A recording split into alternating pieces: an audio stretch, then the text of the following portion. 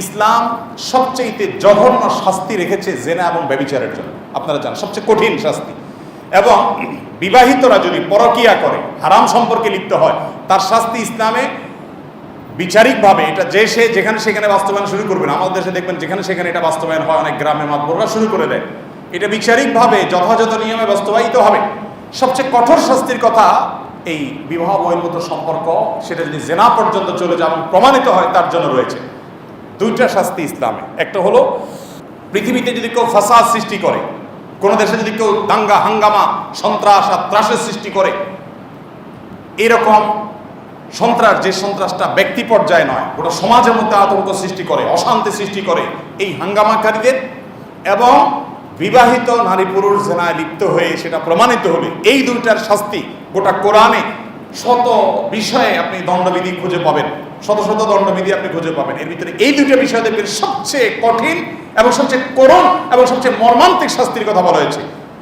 বিবাহিত নারী পুরুষ জেনা করে প্রমাণিত হলে পাথর মেরে মৃত্যু নিশ্চিত করতে বলা হয়েছে। সাধারণভাবে না যে তার শুধুমাত্র শির কুড়িয়ে দাও, ফাঁসিতে ঝুলিয়ে মেরে ফেলো, নো, তিল তিল করে তাকে হত্যা করার কথা বলা হয়েছে। আজও পর্যন্ত আমাদের অনেকের কাছে বুঝে আসে না এটা কেন। ভাই, জেনা হয়েছে, এখানে কোনো মানুষ খুন হয় নাই। জেনা হয়েছে, কারো বাড়িতে আগুন দেওয়া হয় নাই। জেনা হয়েছে দুইজনের আন্ডারস্ট্যান্ডিং, মিউচুয়াল আন্ডারস্ট্যান্ডিং এর মাধ্যমে। এখানে ধর্ষণ হওয়ার বিষয় না যে জোর হয়েছে, মিউচুয়াল ব্যক্তির স্বাধীনতা, যার যার ভালো লাগছে। অন্যায় করছে, হারাম কাজ করছে বুঝলাম, তাই বলে মেরে ফেলতে হবে, তাও এরকম নির্মম ভাবে, কারণ কি? এবং জেনা হলে তার শাস্তি এত কঠোর কেন? কিন্তু আপনি যে নামাজ এক ওয়াক্ত না পড়েন সারা সপ্তাহে, ইসলাম বলে নাই কোন ইসলামিক দণ্ডবিধি আলোকে, ইসলামিক বিচার ব্যবস্থায় কোন বিচারক আপনাকে এত বেত্রাঘাত করবে, অমুক শাস্তি দিবে, এরকম কোনো কিছু ঠিক করে দেয়নি। তার মানে হলো যে আপনি নামাজ না পড়লে আপনি জাহান্নামে যাবেন, আপনার ক্ষতি হবে। সমাজের মানুষকে আপনি ক্ষতিগ্রস্ত করছেন না, আপনি বেনামাজি হয়ে। আপনি রোজা না রাখলে আপনার ক্ষতি হবে, সমাজকে ক্ষতিগ্রস্ত করছেন না। বাট আপনি যদি চুরি করেন তাহলে সমাজ ক্ষতিগ্রস্ত হবে। চুরি ব্যাপকতা লাভ করলে সমাজের মানুষের নিরাপত্তা, মালের নিরাপত্তা নষ্ট হবে। আপনি খুন করলে সমাজের মানুষের জীবন নিরাপত্তা নষ্ট হবে। এই জন্য ওইগুলোর জন্য দণ্ডবিধি রেখেছে শরীয়ত। ঠিক একইভাবে আপনি যখন জেনা ব্যভিচারের বিষয়টাকে খুব স্বাভাবিকভাবে দেখবেন সমাজে, তখন কি হবে জানেন? তখন মানব সভ্যতা হুমকির মধ্যে পড়বে। পৃথিবীর কোনো সাইক্লোন, কোনো ঘূর্ণিঝড়, কোনো ঝড়, কোনো জলোচ্ছ্বাস, কোনো ভূমিকম্প, কোনো ভূমিধস, কোনো প্রাকৃতিক দুর্যোগ, এমনকি কোনো যুদ্ধ বিগ্রহ গোটা পৃথিবীর মানুষকে শেষ করে দিবে না। অনেক বড় ঝড় জলোচ্ছ্বাসে হাজার হাজার লক্ষ লক্ষ মানুষ মারা গেছে, তারপরে মানুষ আবার আস্তে আস্তে আগের জায়গায় ব্যাক করবে। কিন্তু যদি ব্যভিচারের ব্যাপকতা হয়, বিবাহ বহির্ভূত সম্পর্কের ব্যাপকতা, এটা যদি সমাজে সৃষ্টি হয়, কি হবে? মানব সভ্যতা পৃথিবী থেকে হারিয়ে যাবে। কিভাবে হারিয়ে যাবে? আমার সময় নেই, খুব সংক্ষেপে যদি আমি বলি, হারিয়ে যাওয়ার যে চিত্রটা সেটা এরকম হতে পারে।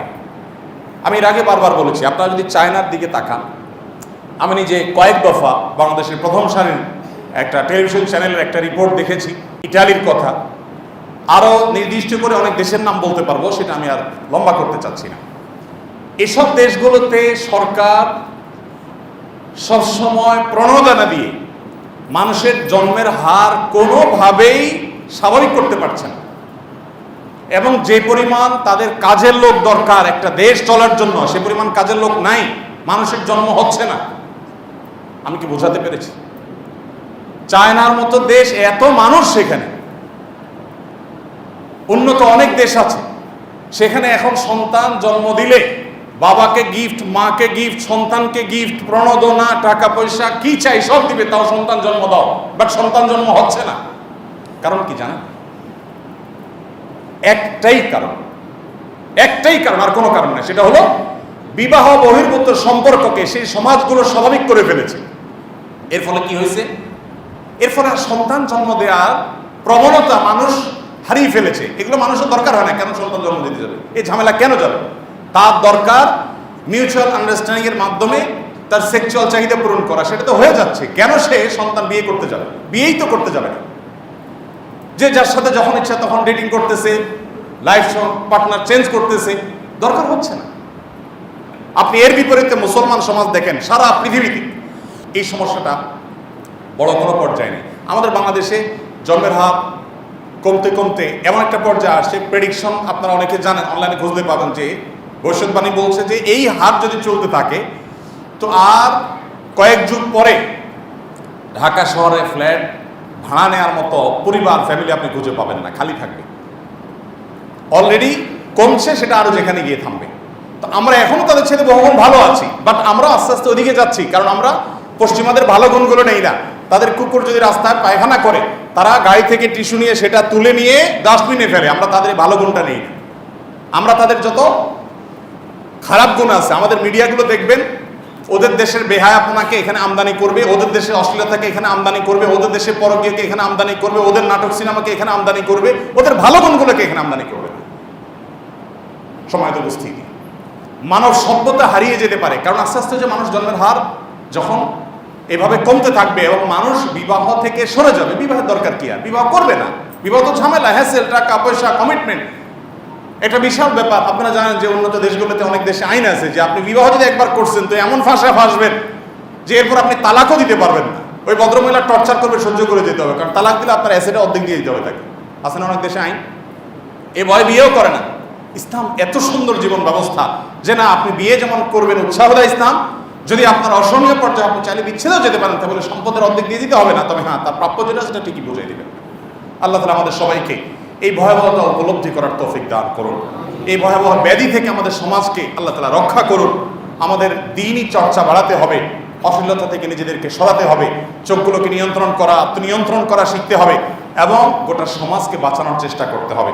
আল্লাহ তাআলা আমাদের সবাইকে এই ভয়াবহ ব্যাধির ব্যাপক ক্ষয়ক্ষতি করে অনুধাবন করে সেখান থেকে বাঁচার তৌফিক দান করুন। জাযাকুমুল্লাহু খায়রা ওয়া আখিরু দাওয়ানা আলহামদুলিল্লাহি রাব্বিল আলামিন।